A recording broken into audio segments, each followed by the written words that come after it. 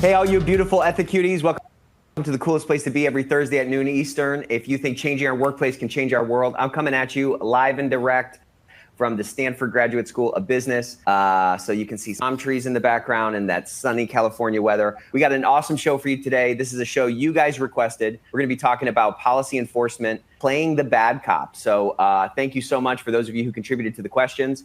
We love these kinds of shows that are driven by the audience. So let's get those emojis going. Let's get a massive emoji explosion. I'm gonna run through a couple of quick announcements. My first announcement, I'm gonna just hit in the chat right now, radicalcompliance.com. You need to open up a new tab.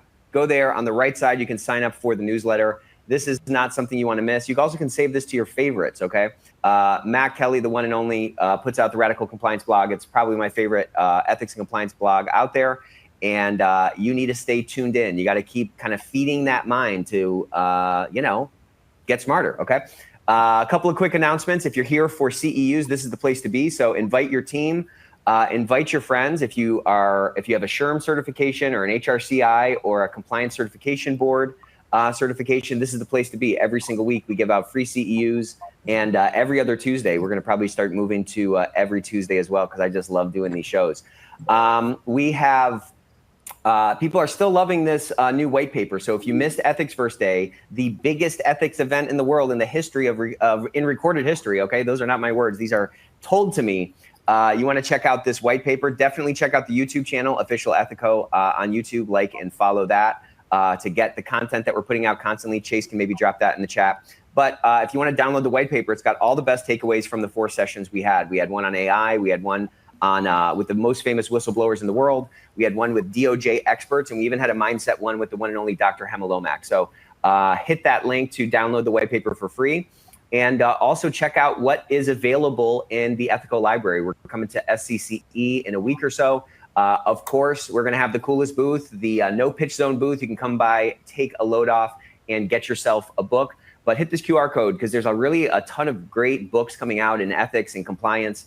And like I say, readers are leaders. My mom said that, and she was right. Readers are leaders. You got to keep feeding your mind. And there's just so much great content out there. Speaking of great content, these are not my words again. This is the fastest growing ethics and compliance podcast in the world, the Ethics Experts. We just had episode 228 with the one and only Bill Ryan. He's Chief Compliance Officer at AT&T.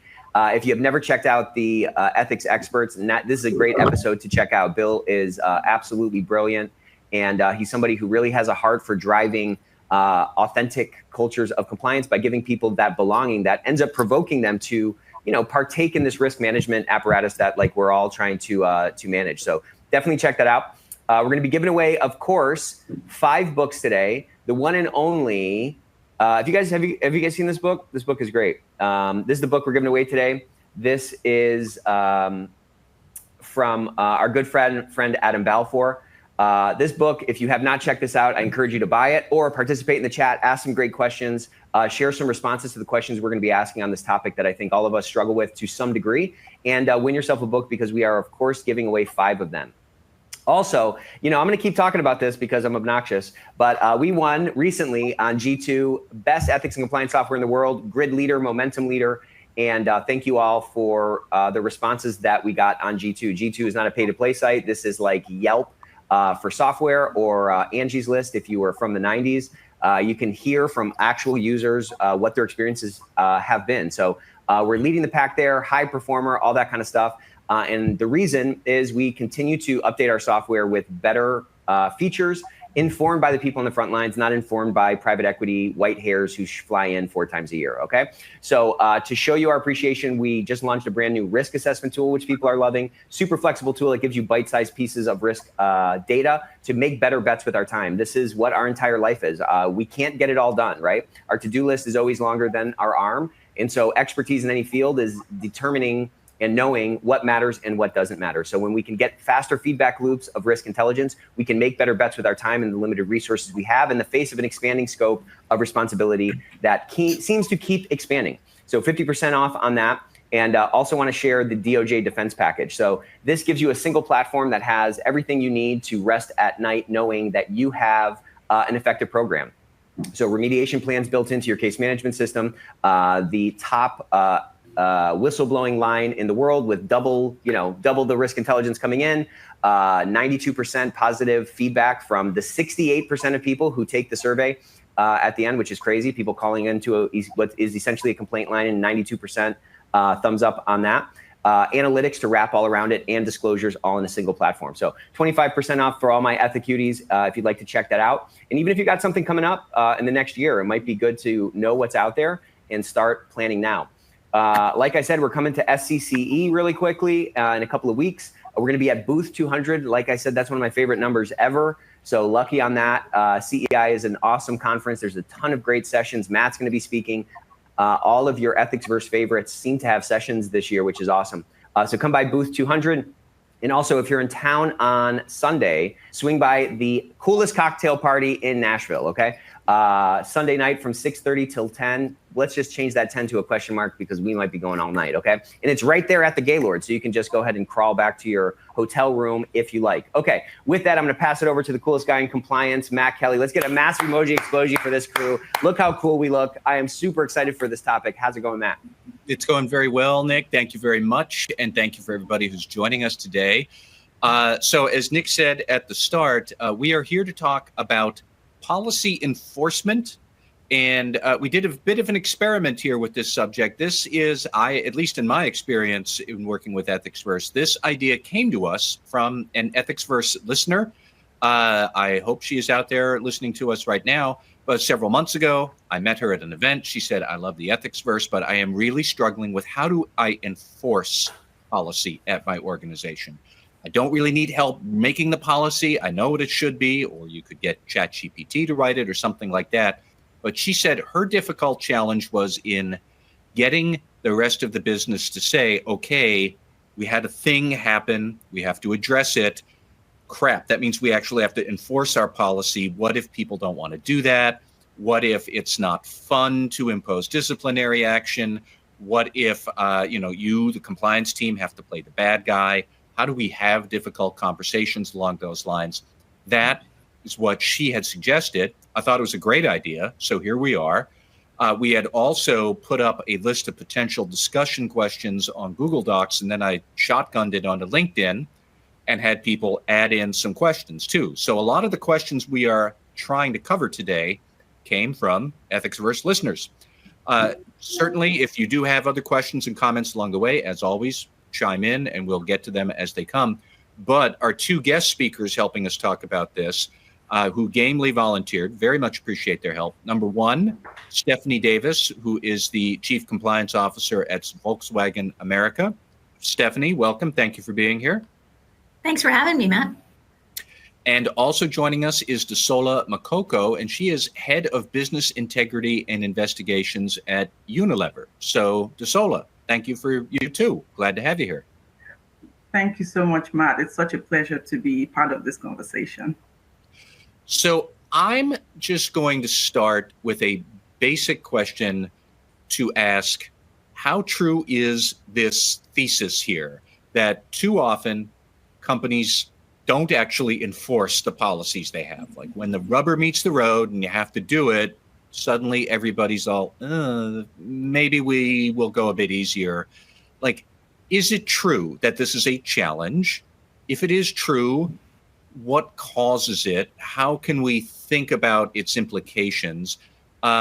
Stephanie, I'll start with you and then Desola and then Nick. But like, how true is it, this issue that the listener brought up? Well, Matt, I think it's endemic to the compliance culture in general of when you're, especially in the United States, which, kind of goes through cycles of over enforcement of federal regulations and then maybe, a downswing. I've seen in my career companies maybe overreacting. And in my case, I can be very honest, Volkswagen Group of America, we can all talk about it, right? Diesel scandal. I came in after that. We for sure overcorrected. We had a policy at one point. I was making jokes that we were going to have a policy about when you could go to the bathroom. And so you have too many policies and then people don't really know how to even follow that. And so instead of following the policies, they're afraid to make any decisions at all. And so what you see is you see a lot of stymied culture of people not being entrepreneurial, not really feeling like they can make any decisions at all. And that really affects the business, right? And so in my opinion, a good compliance organization has to understand first and foremost when we're writing policies that we have to write policies that are inherently followable. I know that's not a word, I'm making it one today. Mm-hmm. So you have to write ones that make sense for your business. I can't write a policy at Volkswagen Group of America that you have to check with me every time you give any gift at all to a customer, right? Because there's too much stuff that we do if I don't understand the business. So the compliance officer's first role, in my opinion, has to be understanding the business. And then we go to how are we enforcing it, right? So first of all, we have to make sure that the policies we're writing are actually something that the business can inherently follow and still do their jobs. And I think sometimes there's a major disconnect with compliance officers kind of sitting in ivory towers and not really understanding the business and writing policies that we don't fully understand what it's going to require of our employees. So I think that's, in my opinion, I don't know, DeSola, what you think, but I think that's the first thing, is writing a policy that actually makes sense for the business. Yeah. DeSola, what do you think? I think riding on Stephanie's, input, it's absolutely true that we've piled on policy upon policy. People have lost track of what's available, and when they don't check, they just make a new one if they want to solve a problem. So at the end, you find someone was in a role, the person wrote a policy, it's buried somewhere in the intranet, someone new takes over the role, creates another one, has no idea there's already a policy that is still valid sitting somewhere. So at the end, you find lots of policies. But I think the angle I'm going to come at this from is the inconsistency and why it happens. The truth is, yes, there is inconsistent application of these policies. Some of it is because it's deliberate, and some is just because people stop paying attention. They're too busy doing so many other things. They've lost track of monitoring the policies, whether people are following it consistently or not. They don't know, because they're just trying to get on with their daily jobs. And at the end of the day, it's the compliance officer's job to fix the mess when it hits the roof. So again, the issue here is, are we having the right policies for the right reasons? The second is, are we actually monitoring the policies in place? And then we can talk about further on what is leading to the inconsistent application. And to your point, this is a serious problem, because it affects the very credibility of the compliance function if you are having inconsistencies. Mm-hmm. All right, Nick, tell me what you think here, because there's already a lot of discussion in the chat box here, just people trying to get at, where does this come from? It's clearly a thing. A lot of people talking about inconsistent application, a lot of people talking about, do we even know that the policy's been implemented? So I don't know, is this a policy management failure? Is it a enforcement failure? Is it something else? Like, what do you think? Oh, I think what Stephanie said was really smart. The chat kind of blew up when she was speaking. The followability, okay, you're making up words, I'm making up words too. The followability of the policy is critical, because to Desi's point is the credibility of the program. So then the policies in actuality really exist just in the mind of each person's sort of like assessment of what's in bounds and what isn't in bounds. It's like, I love watching HGTV and, these like house renovation shows, and you buy a house they buy a house and they go to renovate it, and they start to tear down some wallpaper, and then there's wallpaper behind the wallpaper, and there's wallpaper behind that wallpaper. As that stuff starts to stack up, it really starts, it makes the renovation harder, and it makes the house kind of crappy. So understanding to Stephanie's point, what is actually going on in the business, what actual behaviors can we affect through the policies, and not just sort of relying on the false sense of security that yet another policy that we're sort of, launching out into the ether is going to be followed. I think it stymies, to her point, it stymies the innovation that's necessary for any organization to move forward. And I would say that if compliance, or if a strong ethics and compliance program is going to truly be a business enabler, if that's the ideal we're striving toward, we have to figure out how to not like curtail or not prevent the innovation that's necessary for any business to grow. All right, here is a great comment from one listener. how can organizations make policy simple enough to follow? Yes, I get that. But the part I really liked, and natural enough for employees to adopt in their daily work. Stephanie, you kind of touched on that before. I mean, maybe tell me a little bit more about how you think compliance teams can do this. I mean, it's... Well, I don't know that it comes naturally to us, Matt, because, we have the very famous example of Google, don't be evil, right? If anyone who's worked at Google in the last 10 years will tell you, Google went so far from a pendulum perspective, they do have policies now for everything. Don't be evil was a great idea. And I think a lot of us in the early compliance years and, 15 years ago, we all kind of thought that was really a cool thing, right? Don't be evil. Ironically, we've gotten away from that in a way that's maybe too prescriptive. But again, I work for a German company and the Germans do want a policy for literally everything. And they love a good policy, yeah. Yeah, and I spend a lot of days, we have a policy on policies, right? So I spend a lot of my time justifying to my German colleagues, like why we've written something like this. But one of the things that we did at Volkswagen Group of America is we brought the quality management system under compliance, which is ISO 9001, which actually means that we control your process documentation and we check on an annual basis. How are you documenting that you're following this policy, different department? And we've seen so many connections with quality management, policy management, and actually risk management that it's made a lot of swim lanes go easier, and it's become easier for our employees to follow because we're giving them really clear guidance. And I think one of the things I saw in the chat that's so important is educating the employees. When major policy changes happen, we're going to let you know about it. I don't know personally that an email telling you about all the different policy changes is effective. We, of course, do that, quite frankly, because we do need to sometimes check a box. But we try to do kind of innovative things around, lunch and learns, trainings, walking the halls, saying, what are you finding? Purchasing policies is always very confusing at our company.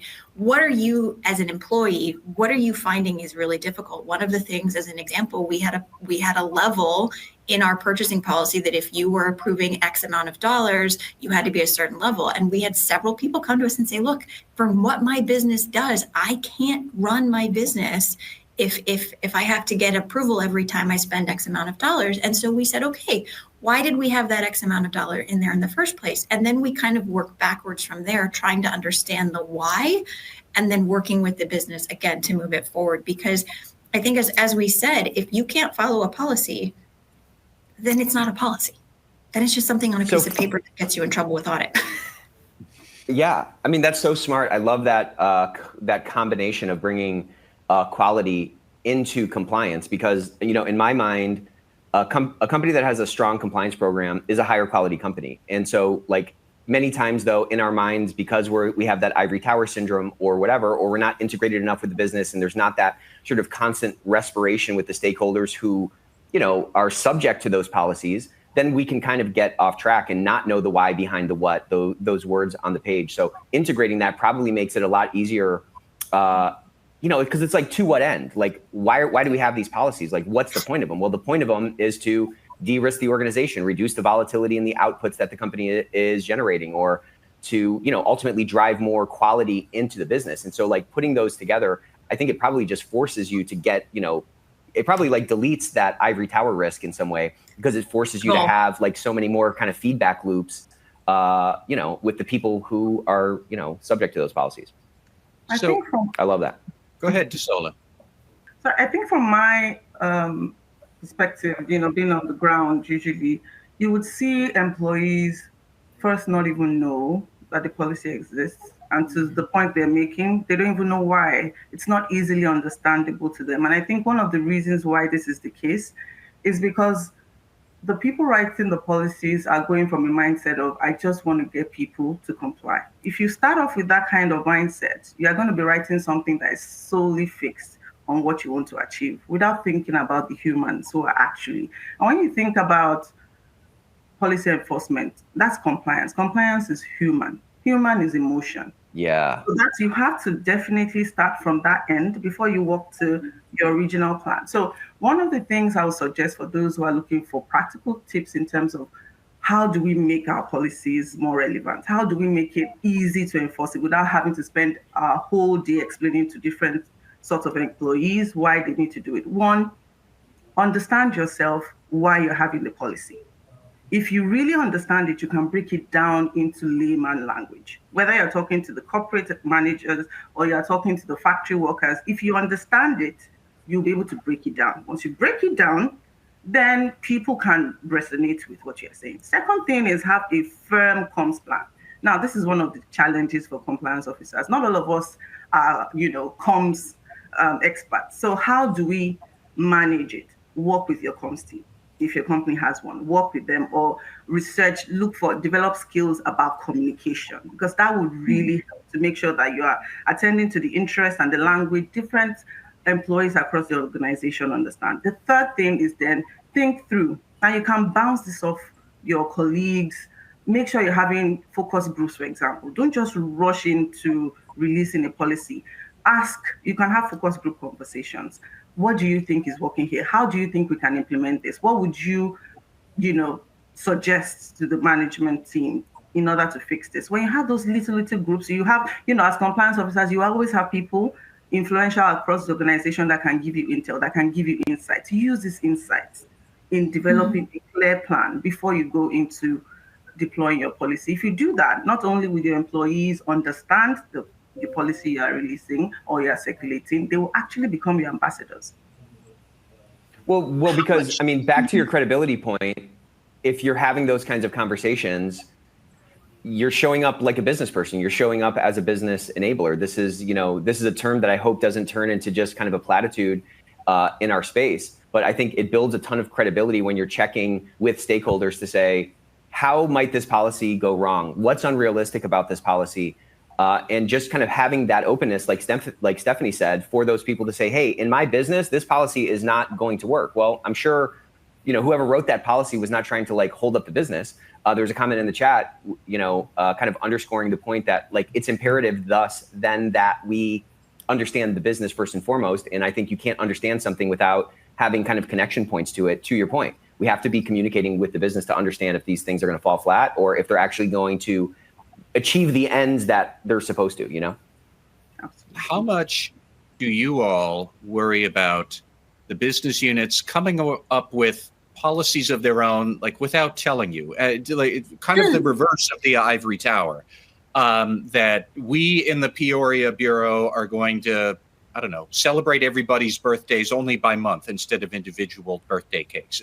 I don't know if compliance needs to care about that, but there are some subcultures that are okay to let them do their thing, but there are other issues where, no, you can't have your own subculture and policy. You need to make sure compliance knows about it. We need to channel it. How much is this something that you struggle with, where the boundary lines are? Stephanie, what do you think?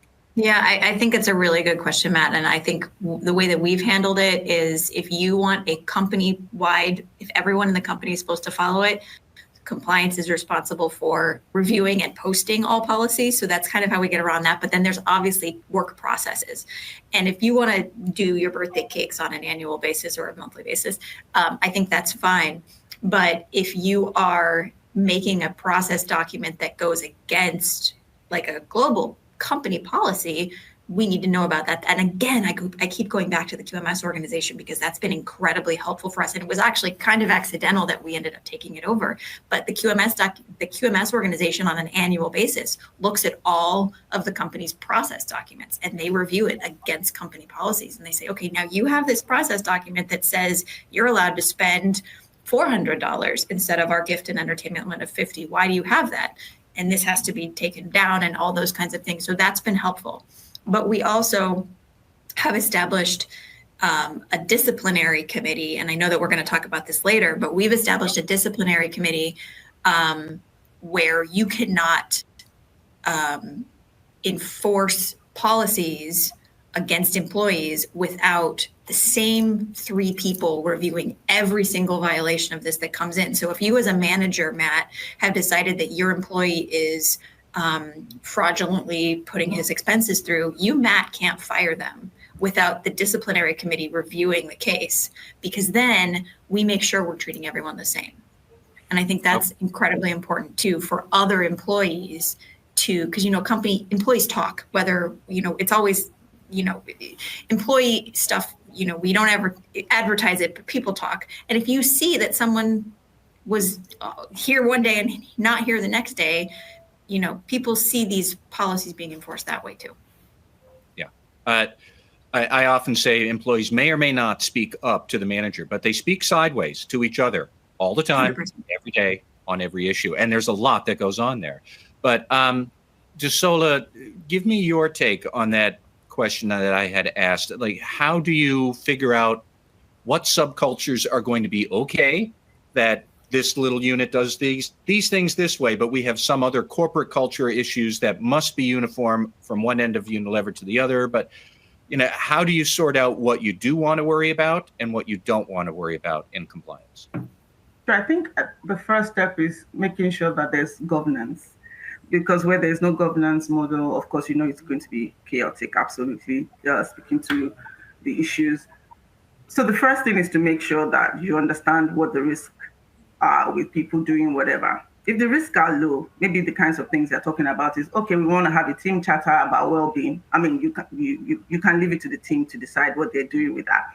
But if there are more significant issues, then you want to make sure that there's a model. And I think what we've used in the past is to make sure that there is an oversight committee, and it's embedded into the schedule of authority in terms of who is able to sign off on a policy that is binding on all employees. So that's the first thing. You let people know that there's an oversight body here that is looking to it. And then you then have criteria. Before you launch a policy, what are the minimum standards you have to meet before you can roll out that policy? So what is the objective? It forces people to think through, and that filters, it really makes all of the, the exuberance of people, we just need a policy, it just simmers down once you start setting those questions to say, fill this up. And at the end, they see themselves that there really is no need for this policy. So you want to make sure you have a governance model. You want to make sure that you have oversight. People know that this is being looked at. You want to make sure that you have firm standard criteria that people can walk through. And so that really elevates the kind of quality, the quality of the policies that you put through. Then again, you want to make sure that whatever you have in place, you are monitoring. So one thing you have to have is a central depository for all your company policies. What we were struggling with is that people will come in and you just start seeing all sorts of policies being unhealthy. I found this somewhere, or someone sent this to me, or this is what I got during onboarding. It's probably outdated by 5 years. So what you want to have is a central depository. Any employee in that organization should be able to access it.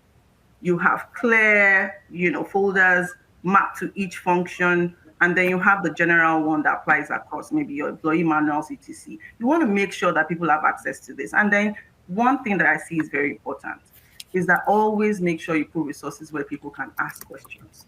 Because most times you just put this policy thing there, people don't know who to reach out to for, if they have, a question. So always make sure that you put a line there. If you have any questions about any of these policies, reach out to X, Y, Z.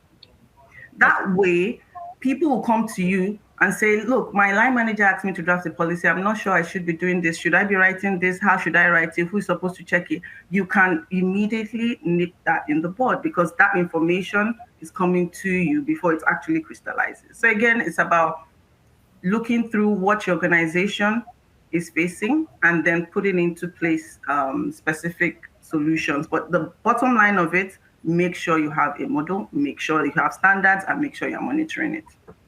Okay. Nick, any thoughts before I move on to disciplinary issues and what happens when we have tough issues to sort through? That's my favorite topic. I would just, kind of echo what Desi said, that monitoring it and kind of,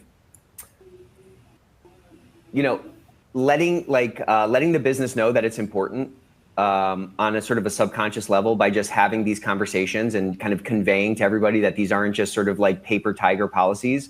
I think does a lot to show the business that like, because like, look, everybody's kind of wondering what matters and what doesn't matter. Like we all have seen a code of conduct that articulates, for example, we have a zero retaliation policy. And then you're in a meeting and you see, or, on your team, you see somebody who's, sticking out like a sore thumb, getting retaliation. So it's like, okay, well, that kind of on a subconscious level, you're like, all right, well, that policy is not actually true.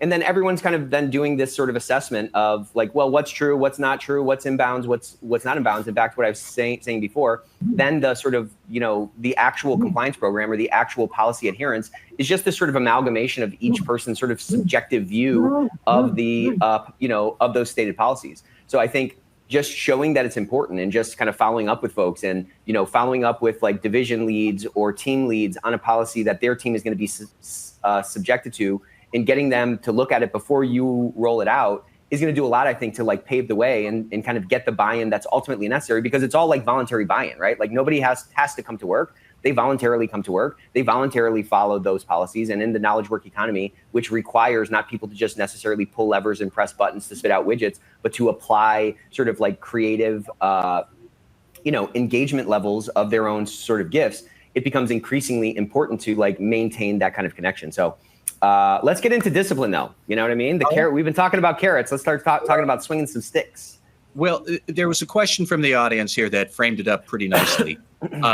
Please discuss the difference between enforcing policy on an ongoing basis when things seem to be rolling along normally, and we've done that, versus enforcing when a deviation is suspected or a violation has been identified. Yeah. What do we do then?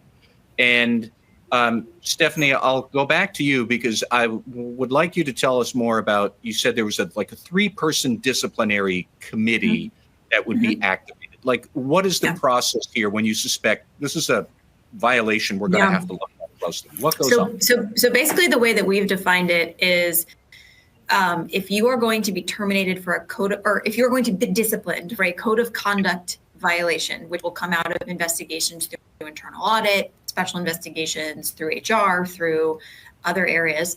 The disciplinary committee, which is the head of HR, the head of compliance, and then one of our lawyers who doesn't have a vote, but who kind of gives us advice on a legal basis.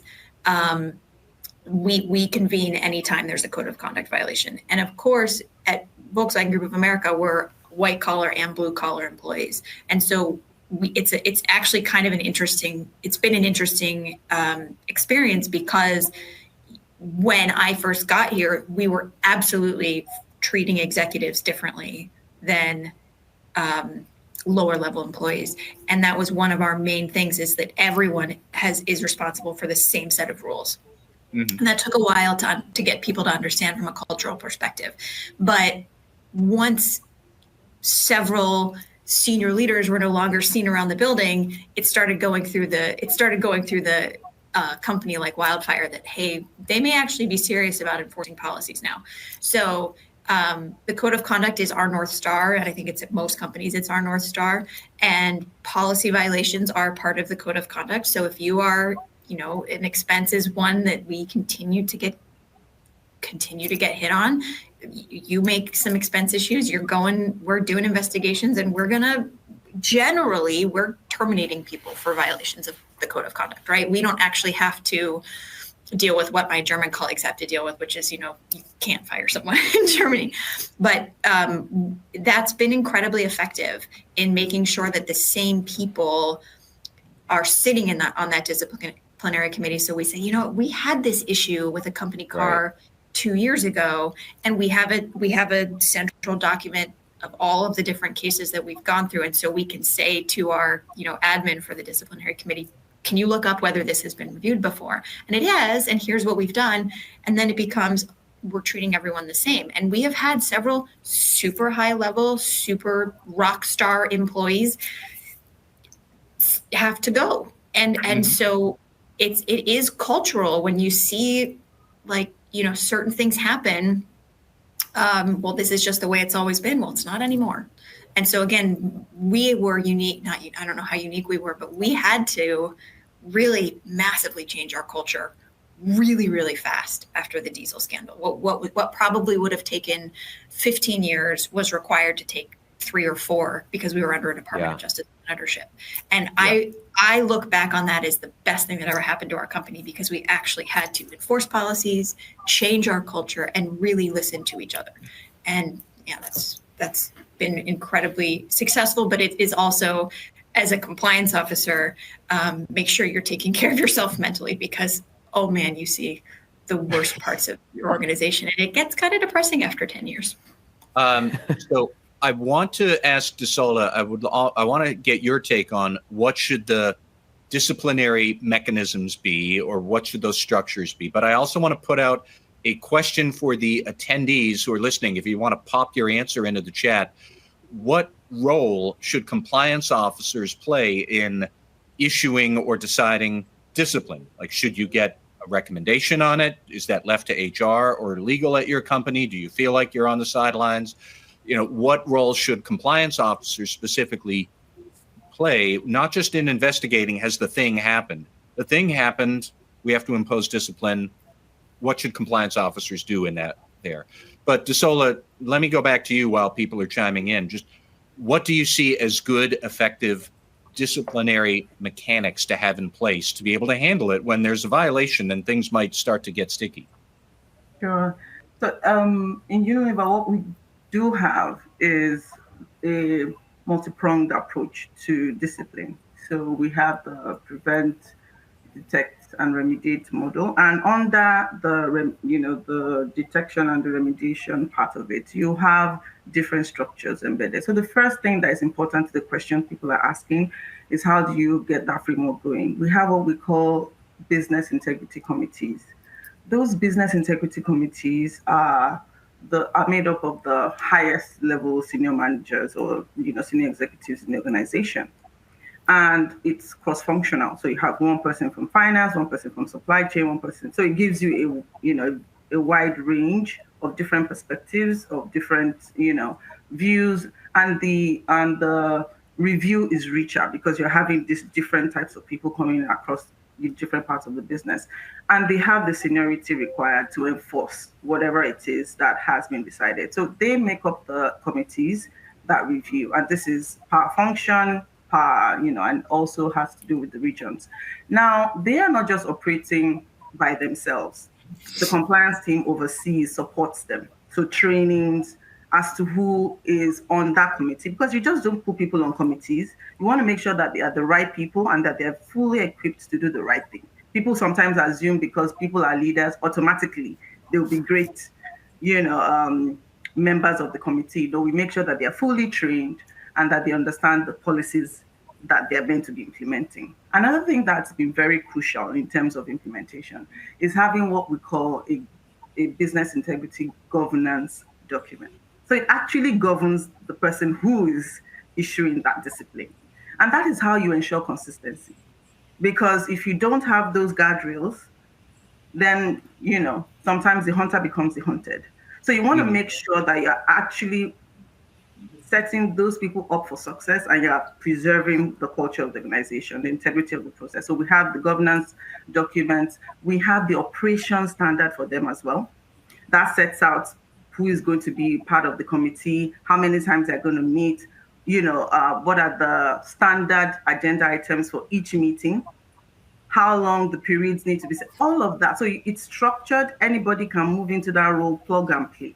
That way you don't have someone comes in, prefers it this way, then you change it the next day. What we're trying to avoid is inconsistency, because that's what brings down credibility. Exactly. And then the next thing we do have is what we call the sanction standard.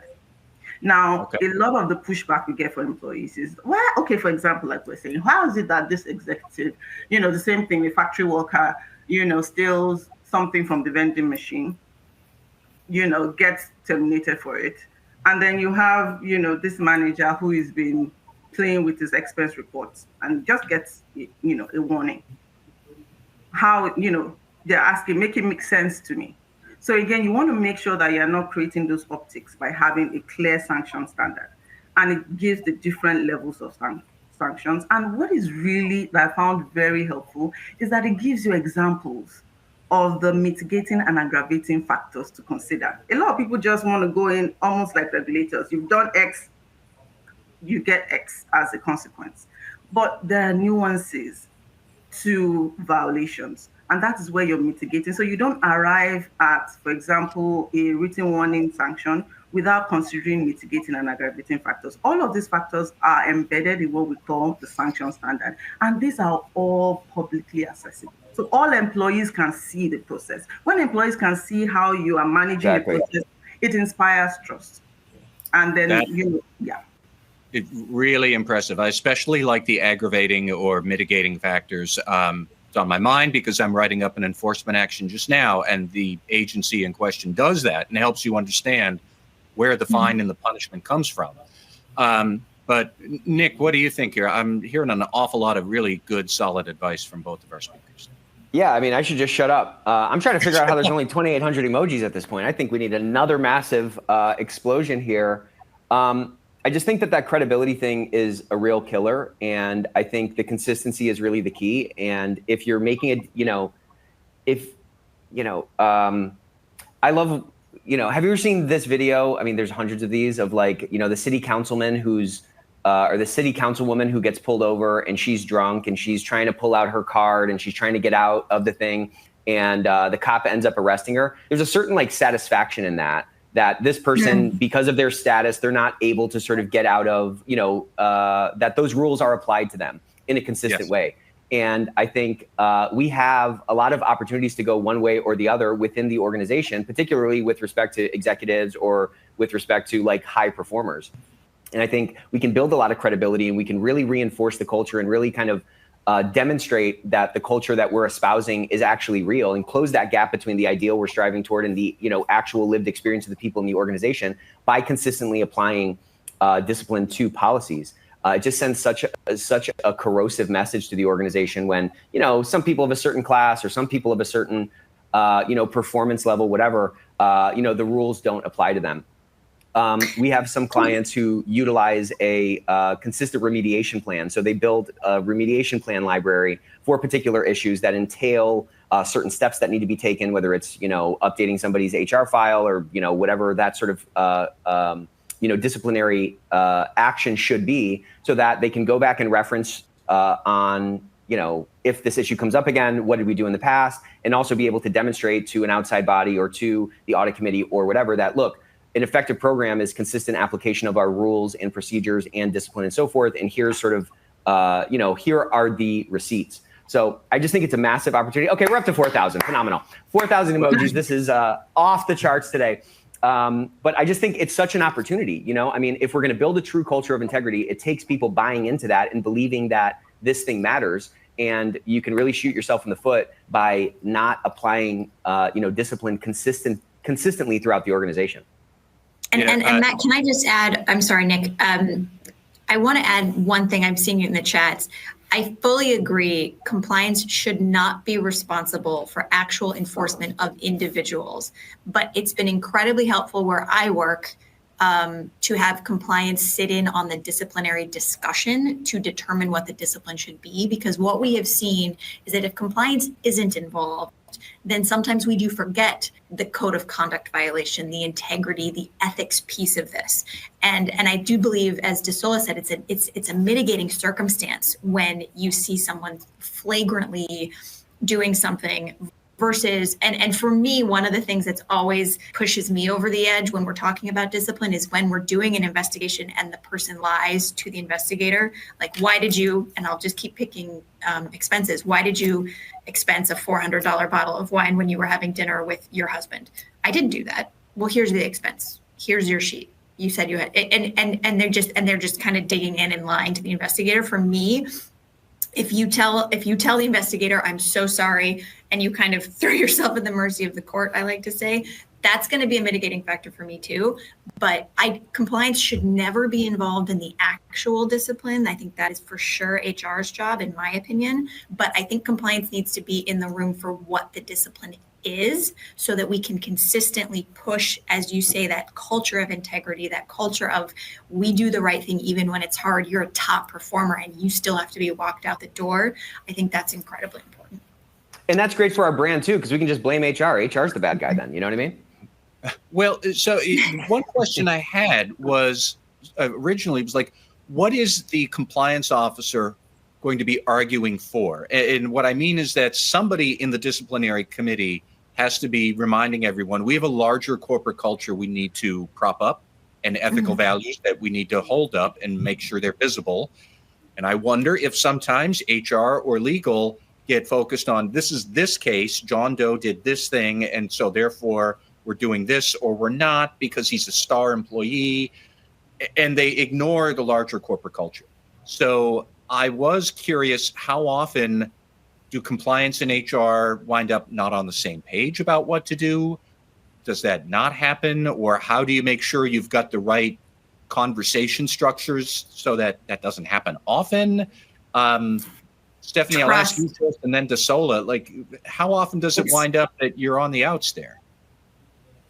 In my experience, it's happened very rarely, but you're close business partners, right? You're close in HR and legal. You got to trust the people that you're working with on a day-to-day basis from a compliance perspective. You guys all kind of have to have the same North Star. And in our case, it's the code of conduct. If I don't trust my business partners in that room to have kind of the really tough conversations of like, this is clearly a code of conduct violation. Oh, no, it's not. This is a top performer. We shouldn't do that. You have to trust each other that you can have those kind of tough conversations and then still come to a position. And in several situations, we've had disciplinary committees where I'm like, you know what? I could go either way on this.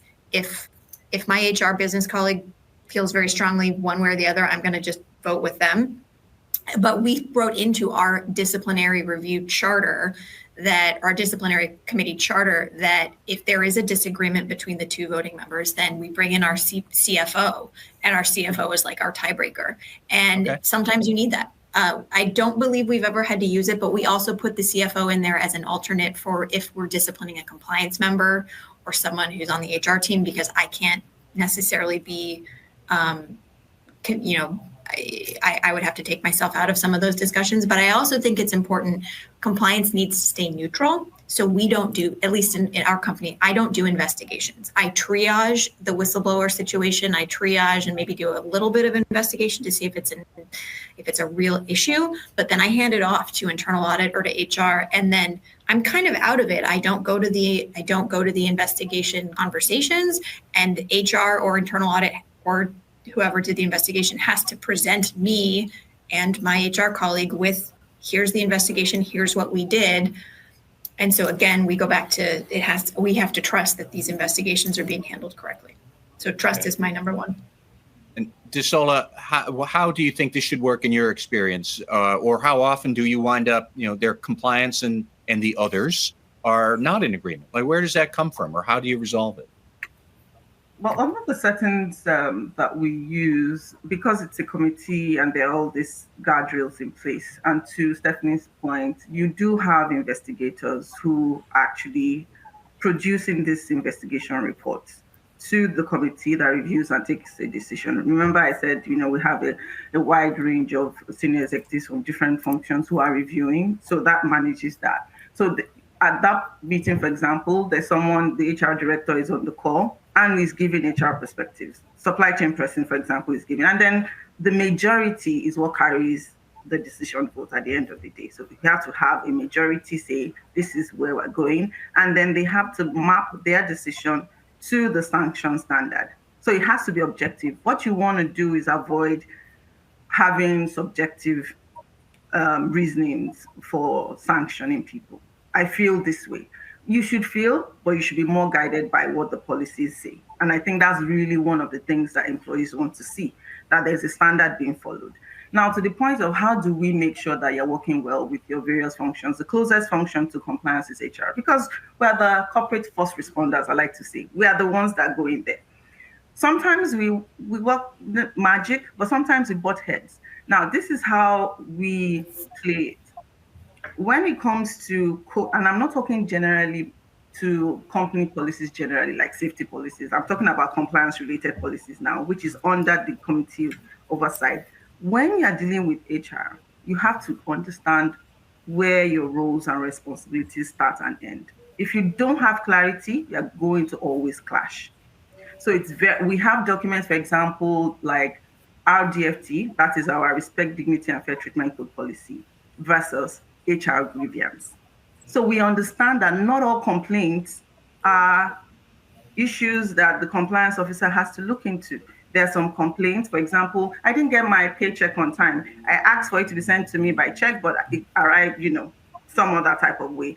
Or nobody answered me within the timelines they said they were going to answer me. Those are not things, because compliance teams, let's be honest, are very stretched. It's a very lean team in most organizations. I don't know about, I don't know about you, but it's a very lean team. You can't do everything.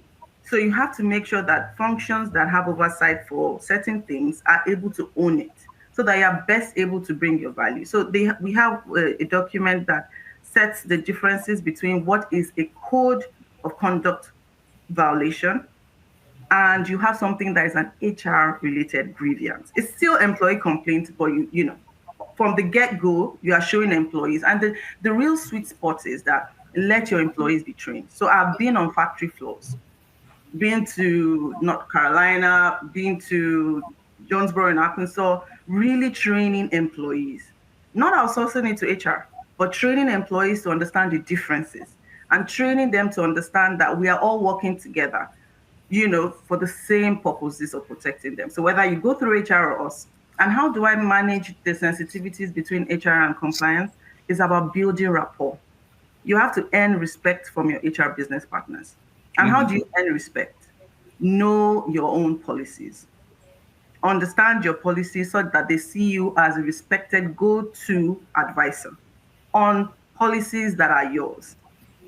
When you build that kind of capability, that competence, and they see you as someone they can trust, it reduces the friction. They understand that you know what you're doing and you're doing it right. They will come to you and they would actually bounce off ideas. And that's how you build rapport. When you build rapport, it reduces the tension. Now, there will still be instances where there's a disagreement. Where there's a disagreement, first thing, default to what the policy says. If that doesn't solve it, escalate. 2, a senior function, for example, maybe the head of compliance or the head of HR for that. And that's how you get the independence. But mostly, yeah. So we have about 10 minutes left, a little bit less than 10. We have a bunch of listener questions here I want to try to get to. Here's a great one. Does compliance have a right to know what the disciplinary outcome is for a violation? As a defender of compliance officers everywhere, I will always say yes. But Stephanie, what do you think? And 100% yes. Yeah, somebody has to be, and I don't know that I want to say neutral because I'm not sure compliance, I don't know if humans are neutral, but somebody has to keep like a log of understanding what we've done for our employees. And what I want to know is if we treated this person differently than this person and why. And it keeps HR frankly accountable. And again, you want to trust that business partner. You want to build that rapport, as Tasola says, but at the same time, you have to have the knowledge of what's going on in your company. And it continues to go back to that. So I think for sure, compliance should always be informed of discipline for employees. Yeah. Tasola, what would you say? I think in my experience, what has worked really well is having real-time reporting tools that show how complaints are being managed. And that's how you can track what has happened before. So we have a reporting tool for compliance-related violations or other things. And then HR also manages it. Those tools must interface. So for example, if an employee has been reported 3 times, 2 times compliance-related, 1 time HR-related, you can see the full picture because the 2 tools are working together. That way you can really act based on data, not just on memory, because it can be faulty, it can be wrong, it can be. So you have to make sure that you're dealing with accuracy. When you want to ensure consistency, which is the focus of this conversation, you have to make sure that you're as objective and data-driven as possible. So you have those systems, you log every complaint, it shows who managed it, what was the outcome, the sanction for each employee. So for example, when I go to that system and I put in, for example, an employee named Mark Kelly, for example, everything about Mark Kelly, his name, when he joined the business, how many reports have been made against him, which ones were substantiated, which ones were not. I can see that. That system is also accessible to some members of the HR team based on our access rights. So that way you give information that enables you to take the most fair and consistent decision on any employee. So I think that can really help. And apart from just having trust between, the two functions, one thing, a practitioner's tip, I would like to call it, to share, is to make sure that you follow your gut feel as a compliance officer. There's sometimes when people will push back and say, well, this person, I don't think this person has been like this. I don't think this person has done anything wrong. This person is so impeccable in terms of their performance. You hear that from HR most times because that's the perspective they have, being that they deal with these people really in relation to performance, but they don't see other areas. So that is where you go with your gut feel and you always push for it. I always tell them, don't focus on the character, focus on the behavior. That's what that is what we're looking at right now. Yeah. Nick, let me put a question here to you that I think is a good one. Somebody was asking how you walk the fine line between strict enforcement and building and maintaining trust, because sometimes it might seem very heavy-handed. I know one major company where they had to fire an overnight maid for stealing $100 off of the CFO's desk. CFO was more than $1 million a year, and they didn't know, do we enforce discipline against a maid who's probably making 30 grand when the victim was the second highest paid person in the business, but they fired her? And I always think about that. Like, did they do the right thing there, or did they come across as jerks, or were they sticking to their values? I don't know what the right answer is for a situation like that. But Nick, how do you try and think that kind of thing through? Well, I think there's just inherently in a business, because it's full of human beings, there's character and there's behaviors, as Desi said, and there's so much gray area that we have to navigate through. I think at the end of the day, either the policies matter or they don't, or the values matter or they don't. And everyone kind of talks a big game. It's very easy to put words on a page. It's very easy to put words on a wall or on a value statement or on a mission, page or whatever. But I think people look at the behaviors. I think it's kind of like our kids. Like our kids, you can say a lot of things, but they're really going to look at the behaviors. And I think like when the rubber meets the road, that consistency is super important. And either stealing is right or it's wrong. I think there's just a lot of opportunity to this is a performative business. Like compliance is a performance. The values of an organization or the culture of integrity is ultimately a performance because it's the sum total of each person, all these people's like behaviors and how they're actually acting in the organization. And there's a real opportunity to perform well and to really reiterate and underscore and, reinforce the commitment to living out the values that we say are important. And I think we need to take those kind of opportunities to kind of stay consistent. And I think if we can always tie it back to the why, like why is this policy in place? Why did this discipline happen? You can use, as Stephanie was saying, like any, what is that saying? Don't let a good crisis go to waste. Don't let a good sort of disciplinary action that was a tough decision to make where you stood on your values or you adhered to the policy. Don't let that go to waste. And you don't have to necessarily like roast that person in the sort of town square. But I think there is a way to communicate transparently that the organization takes these things seriously and we're going to live up to these values and we're going to live up to these sort of lines in the sand that we've drawn. All right. Well, we are pretty much at the end of the hour here, so we have to wrap it up now. But Stephanie Davis and Desola Makoko, both of you gave us a ton of really good examples and information. Thank you very much for all your time. Thank you for all the listeners who have chimed in with 2 tons of great comments. And other than that, I mean, this has been a great discussion. But Nick, I'll let you wrap it up. Yeah, this was really awesome. I mean, this could have been 90 minutes. So really, I love the Ethicsverse. I do this every single week, and I feel like I learn so much, not just from the people that come on. You guys said a lot of stuff that I'm absolutely stealing. So I'm sure you'll see me saying your exact words. Just understand that I'm, there's an implied credit given to you. But the chat is just totally blew up today. I think we got over 6,000 emojis, which I love. 6,700 emojis. Okay, amazing. So thank you guys so much for joining. This was really a great session. And thank you. This is open to everybody. Like, if there are other topics that you think would be really valuable, please drop those in the chat or send us an email. We want the Ethicsverse to be a point where we can come together to build this community and really get smarter and get some new frameworks that we can do our job a lot better. Like, we're at this really interesting inflection point in our industry, and it's going to be on us to show up differently, to connect to the objectives of the organization, to connect as business people and business enablers to really unlock the potential and the potential quality inside of our organization. It's really right there for us to grab.